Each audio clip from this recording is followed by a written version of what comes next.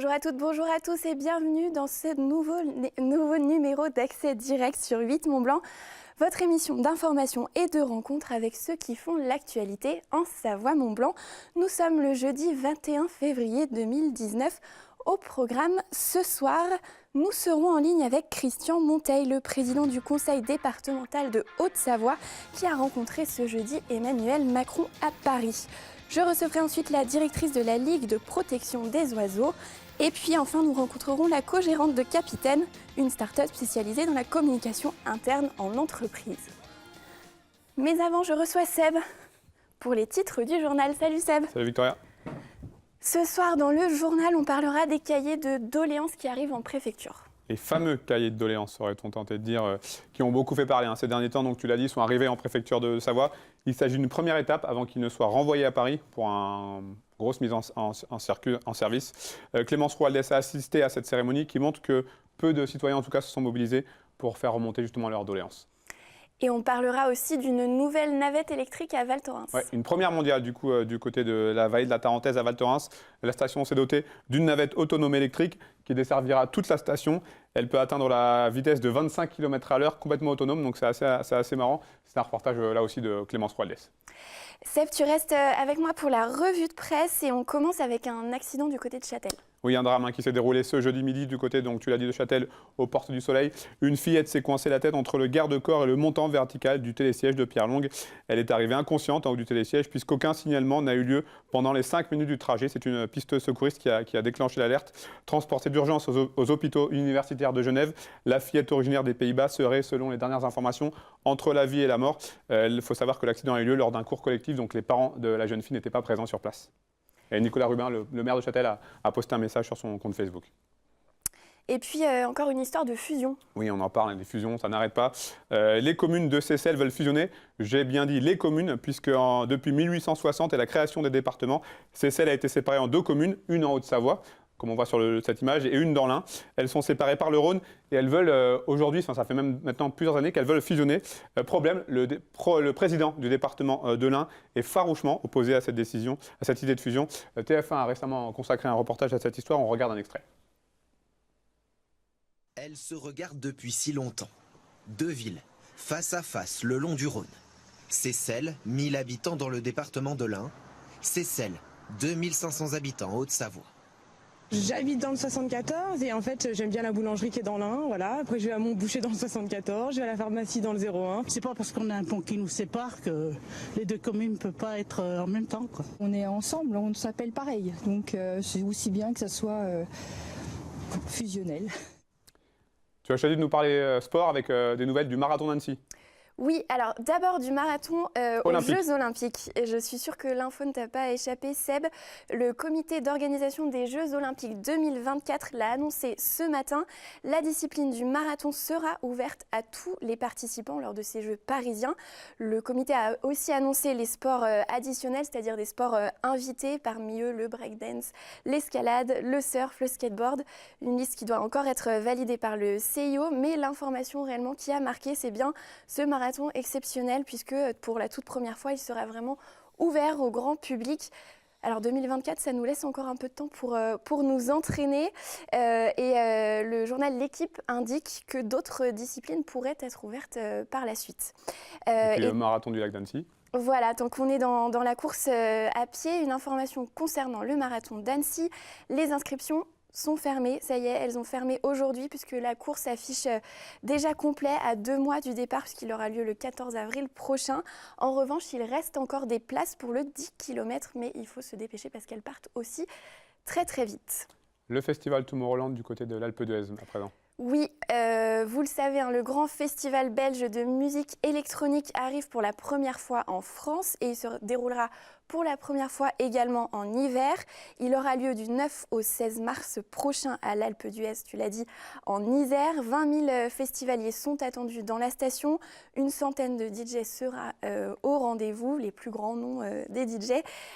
En attendant, la station se prépare. On le voit sur cette photo. C'est en fait une vidéo qu'on peut trouver sur le site du Dauphiné Libéré Isère. Les structures sont assez impressionnantes. Elles sont en cours de montage, donc c'est le grand chantier dans la station jusqu'à l'événement. Merci Seb. Merci, on Victoria. te retrouve tout à l'heure pour le rappel des titres. Et on passe tout de suite à notre rubrique dans l'actu avec une rencontre puisque Christian Monteil, le président du conseil départemental de Haute-Savoie, était à Paris ce jeudi midi pour rencontrer Emmanuel Macron. Nous avons pu le joindre cet après-midi juste avant son retour en Haute-Savoie. Un entretien enregistré il y a un peu moins d'une heure. On l'écoute. Alors, Monsieur Monteil, vous avez rencontré Emmanuel Macron ce jeudi dans le cadre du grand débat national. Quel a été le programme de cette rencontre avec le président de la République? Eh bien, cette rencontre s'est déroulée de 12h à 16h30. Elle s'est organisée autour d'un déjeuner et autour de nombreux échanges entre les présidents de département. Nous étions quasiment tous là à l'invitation du président de la République pour exprimer nos points de vue sur la situation actuelle, sur les inquiétudes et sur les propositions que nous pourrions faire au gouvernement. Quel sujet avez-vous pu aborder, notamment avec Emmanuel Macron? Et l'essentiel des sujets qui ont été abordés, ils portent sur nos besoins, finalement, sur les besoins des départements. Le premier besoin, un besoin de stabilité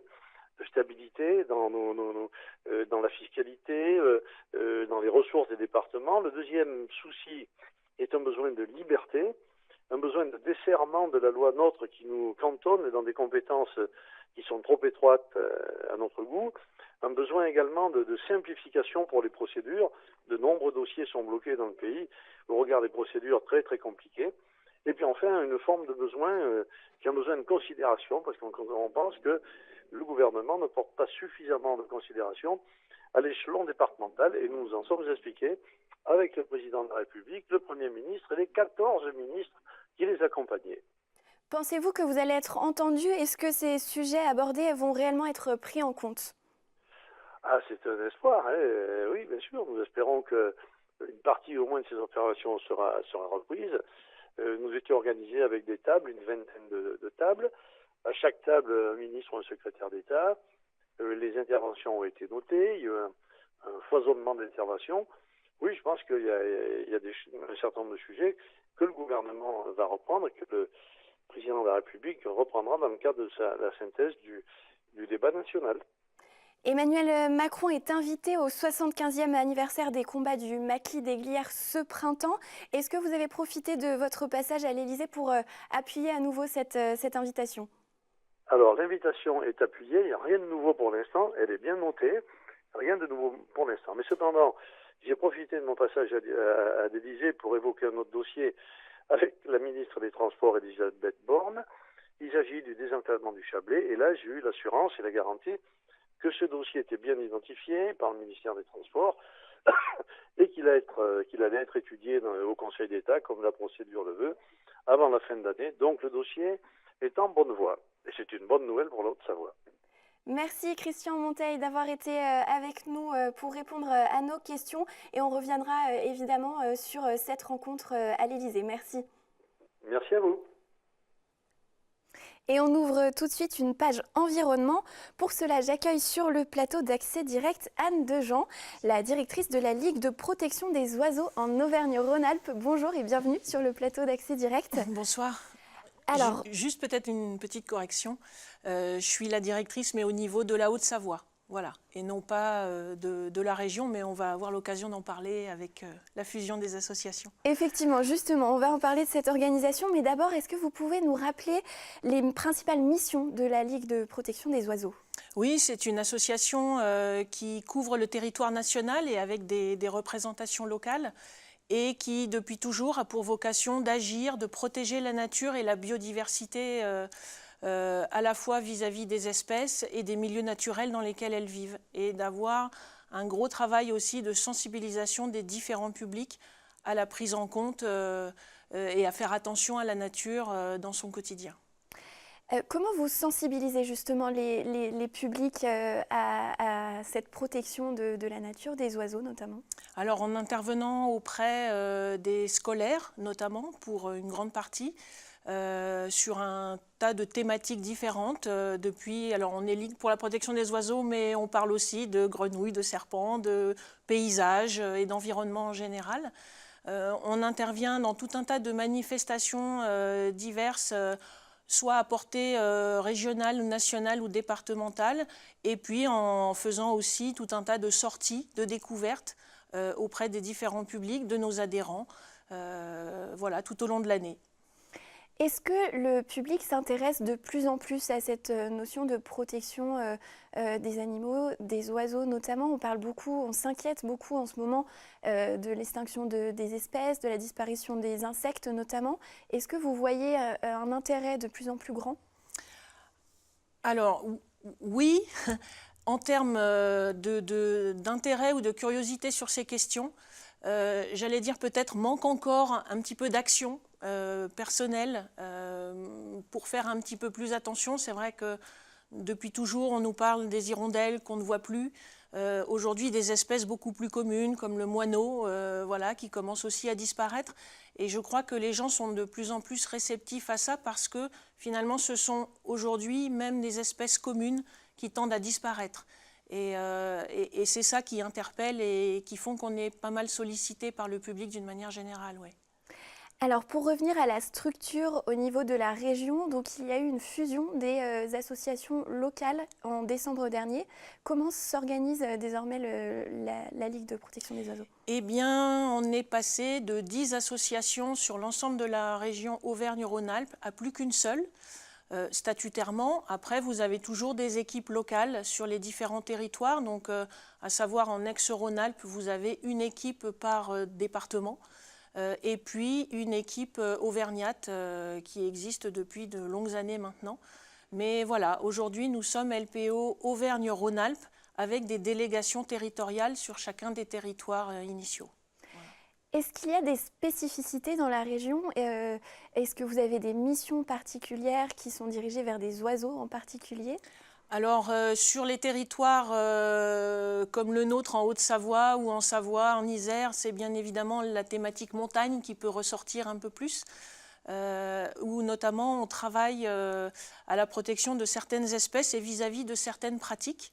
Notamment, on travaille depuis quelques années avec les sportifs de pleine nature pour que dans le cadre de leurs pratiques de vol libre, d'escalade, de ski, ils prennent en compte ces enjeux de nature, avec des espèces particulièrement fragiles sur le milieu montagnard et à des périodes, alors soit hivernales ou au printemps au moment de la reproduction. Et donc on diffuse notre connaissance naturaliste sur les réseaux de ces pratiquants pour qu'ils aient accès non seulement à cette connaissance et aux enjeux, mais on leur donne aussi des suggestions pour qu'ils prennent en compte dans le cadre de leur pratique ces enjeux-là. Voilà. Et on fait ça dans la concertation avec les fédérations sportives pour que tout ça soit bien partagé et que ça se fasse, on va dire, dans le bon sens et puis de la bienveillance. Voilà.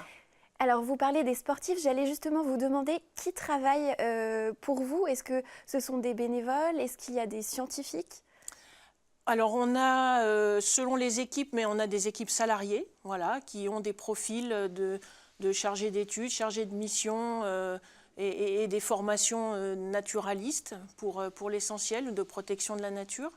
On travaille avec des gens aussi qui gèrent tout ce qui est vie associative. Donc là, oui, la force bénévole est quand même l'une des particularités de notre association. En Haute-Savoie, on a une centaine de personnes qui sont bénévoles à un moment donné de l'année et qui permettent de démultiplier l'action de l'association. Si on est un citoyen lambda, comment on peut s'impliquer? Alors vous l'avez dit, on peut être bénévole, on peut aussi faire des dons. Est-ce qu'il y a d'autres actions? On peut devenir adhérent, c'est-à-dire que moi j'invite tout le monde à prendre connaissance de notre agenda, des sorties et de toutes nos manifestations, de participer également à nos réunions. On a un certain nombre de groupes thématiques. Chauves-souris, crapauds, grenouilles, même manifestations diverses et variées auxquelles les gens peuvent s'inscrire, peuvent contribuer d'une manière ou d'une autre et pour intégrer l'équipe LPO, être un petit peu plus au courant de tout ce qui se passe et puis nous aider au quotidien à mener toutes ces actions de protection de la nature qui sont ô combien indispensables. Si vous deviez choisir un ou deux événements phares dans les prochaines semaines ou les prochains mois, quel serait-il? Alors là, on est en pleine période de migration des amphibiens sur leur voie de migration vers les mares où elles se reproduisent. Les grenouilles, crapauds ont tendance à traverser les routes. Donc j'invite tout un chacun à être extrêmement vigilant sur les routes à ces moments-là et pourquoi pas à rejoindre nos chantiers de protection de ces sites, pour aider à faire traverser les animaux sans risque. Sinon, je peux appeler, très bientôt va commencer la migration des oiseaux aussi, on arrive au printemps. Et là, vous avez un certain nombre de sites, j'invite tout le monde à aller voir le site internet de la LPO pour découvrir les sites où ils peuvent se rendre pour découvrir ce spectacle qui est assez fascinant. Alors on rappelle l'adresse du site, c'est auvergne-rhône-alpes.lpo.fr. Voilà, et vous êtes ensuite redirigé vers les associations locales desquelles vous dépendez en fait. Et il y a aussi la page Facebook LPO Coordination Auvergne-Rhône-Alpes. Absolument. Merci beaucoup Anne Dejean d'avoir répondu à nos questions et à bientôt. Merci. Merci. Je vous invite à rejoindre la régie.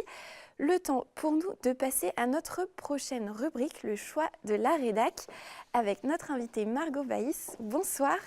Vous êtes co-gérante de la société Capitaine, donc de l'environnement. On passe à l'innovation avec votre jeune start-up annécienne. Et vous, votre spécialité, c'est la communication interne en entreprise que vous avez décidé de booster, d'aider. Expliquez-nous un petit peu comment on innove dans ce domaine.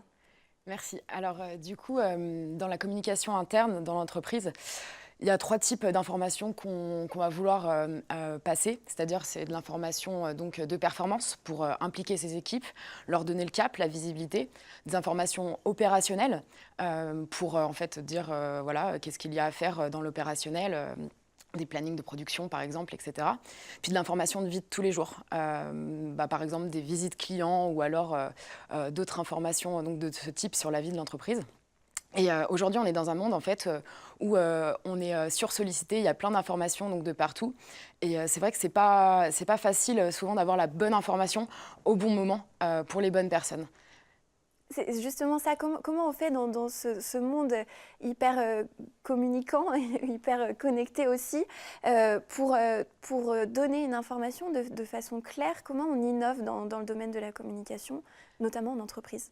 Alors, tout d'abord, en fait, ce qui est important de savoir, c'est qu'aujourd'hui, ce type de communication, il est souvent fait papier. C'est-à-dire que c'est des informations papier qu'on va aller afficher par exemple, la machine à café ou dans des lignes de production. Nous, on est assez spécialisé industrie parce que ça fait partie de notre culture et notre ADN. C'est peut-être intéressant que j'explique aussi d'où on vient pour expliquer comment est né Capitaine, en fait, finalement. On a deux types de public dans l'entreprise. Le public qui est sursollicité d'informations, donc qui traite beaucoup d'infos, beaucoup de mails, beaucoup de reporting. Et on a le public en fait qui manque d'informations, manque de visibilité, et toujours en train de rechercher quel est le sens que je fais, ou alors quelle est la machine que je dois monter, etc. Pour vous expliquer, moi je suis originaire du Mont-Saxonnais, qui est un petit village à côté de la vallée de l'Arve, donc connu pour son tissu industriel assez fort dans la vallée. Et l'histoire de Capitaine, en fait, elle est née de ça. C'est un dirigeant un jour qui m'a posé la question: comment je fais pour faire passer de l'information facilement, rapidement dans l'entreprise? Et en fait, on a transformé ces points d'information papier en écran connecté. Donc c'est comme ça que vous avez décidé de vous spécialiser finalement dans ce domaine? Oui, tout à fait.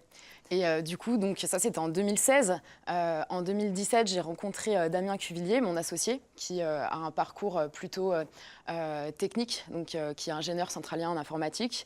Et moi, avec mon parcours web, data, marketing, finalement, on forme la bonne équipe pour diriger donc cette start-up Capitaine. Aujourd'hui, on est présent dans la vallée de l'Arve. On a une 50aine d'écrans qui tournent. Je tiens à remercier d'ailleurs nos premiers clients qui nous ont fait confiance dans la vallée. Donc, on a la société DBC, Bouvra Perna, Acer, AFT Micromécanique, Bout Industrie et Tornos. Comment vous vous êtes lancé? Est-ce que vous avez été aidé? Souvent, on entend les startups qui sont aidées par des incubateurs, des accélérateurs, toutes ces structures qui aident les porteurs de projets de création d'entreprise. Est-ce que ça a été votre cas? Tout à fait. Alors déjà, moi, je suis quelqu'un un peu du terrain, donc on a fait avant d'aller se dire qu'on allait monter quelque chose et de voir s'il y avait un marché. Donc on a tout de suite capté en fait qu'il y avait un marché et ça a été validé par une étude de marché qu'on a fait il n'y a pas longtemps avec un cabinet. Il y a 85% des entreprises industrielles de la vallée qui ne connaissent pas l'affichage dynamique, la technologie. Et du coup, on a été accompagnés, aidés. On a gagné donc, le Startup Weekend d'Annecy. On a gagné aussi des trophées d'innovation récemment et on est accompagné par le cluster TESAM Innovation, par Montblanc Industrie aussi et par IGA Initiative Grand Annecy. Et la BPI France qui nous a octroyé une bourse récemment. Tout un réseau pour vous lancer. Ça, c'est pour vos débuts. Comment vous envisagez la suite? Quelle est l'évolution pour Capitaine? Alors, nous, on veut être la référence pour l'affichage dynamique dans l'industrie parce qu'on pense que un outil est un bon outil en fait s'il est bien utilisé et ça va être notre force en fait chez Capitaine. On a deux gros avantages concurrentiels, c'est-à-dire la multisynchronisation, c'est-à-dire le fait d'aller se connecter à où est la donnée dans l'entreprise. Parce qu'on se rend compte que la donnée, elle n'est pas forcément que dans des ERP ou dans des logiciels, elle est aussi beaucoup orale et elle est aussi beaucoup dans des fichiers Excel. Donc en fait, on s'adapte aux outils du client. Donc ça, c'est notre premier avantage concurrentiel. Et le deuxième, c'est d'avoir packagé l'offre parce qu'on est sur des problématiques de transition digitale qui sont quand même importantes pour le client et on veut vraiment l'accompagner globalement. Donc on lui propose les écrans avec des supports. Donc soit à la location, soit à l'achat. Ensuite, on lui propose donc la solution logicielle qui est notre cœur de métier. Et puis tout l'accompagnement, la stratégie. Comment utiliser l'outil qui fait donc sa puissance et son intelligence. Donc comment en fait finalement communiquer en interne là-dessus.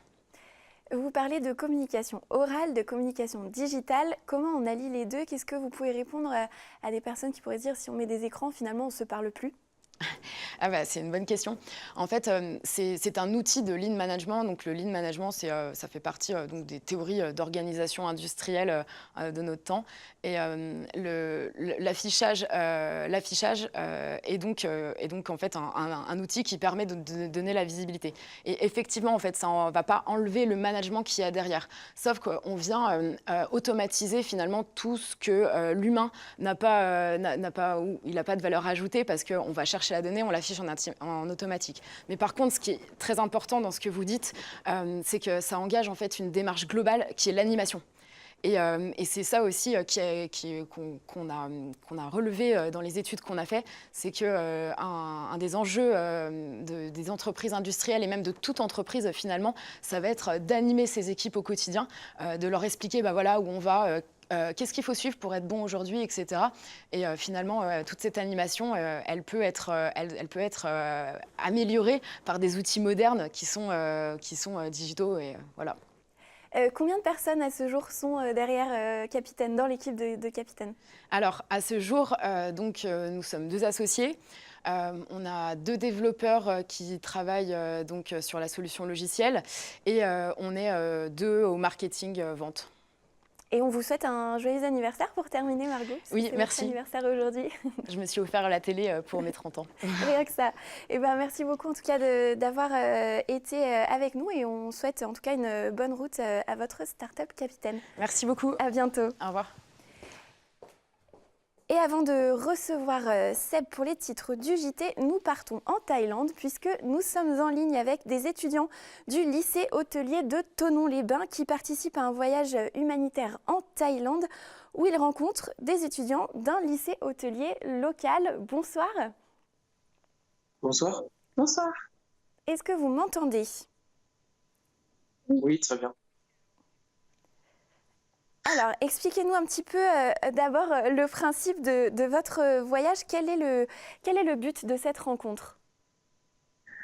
Donc en fait, séjour, notre objectif principal est de découvrir les Thaïlandais, les jeunes Thaïlandais, les jeunes Karen, qui font partie de l'école hôtelière HTTC, donc l'école qui se situe en Thaïlande, à Mae Sot. Le but est de rencontrer ces jeunes pour qui nous avons mené des actions tout au long de l'année afin de récolter de l'argent pour qu'ils puissent avoir de meilleures façons et de meilleurs moyens de vivre et d'apprendre le métier de l'hôtellerie-restauration. Et quel va être votre programme au cours de ce voyage? Alors pendant ce voyage, on a assisté à des cours que mènent les Thaïlandais. On leur a aussi donné des cours d'œnologie par exemple, parce qu'il faut savoir qu'ils ne sont jamais goûtés au vin ni quoi que ce soit. Et pour mener des actions, pour leur apporter plus de fonds, nous organisons demain et samedi soir des repas dans leur école pour leur apprendre en fait la cuisine française, comme eux nous ont appris certaines techniques thaï, comme par exemple le taillage de peau. Donc ça veut dire que vous avez pu goûter déjà des spécialités thaïlandaises. Est-ce qu'elles vous ont plu?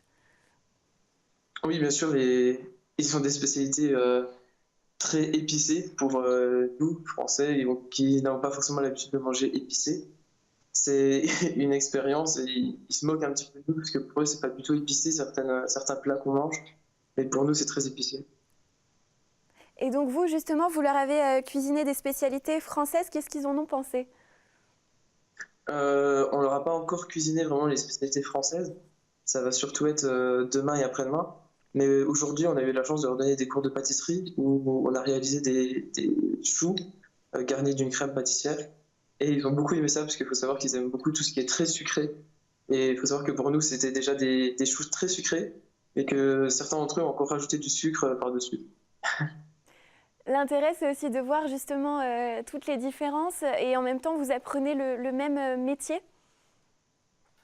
Oui, c'est ça. Donc, on voit beaucoup de différences, notamment en termes d'hygiène, on va dire, parce qu'ils n'ont pas du tout les mêmes moyens que nous. Par exemple, on a pu voir comment ils nettoyaient leur cuisine. C'est pas du tout comme nous, on nettoie une cuisine.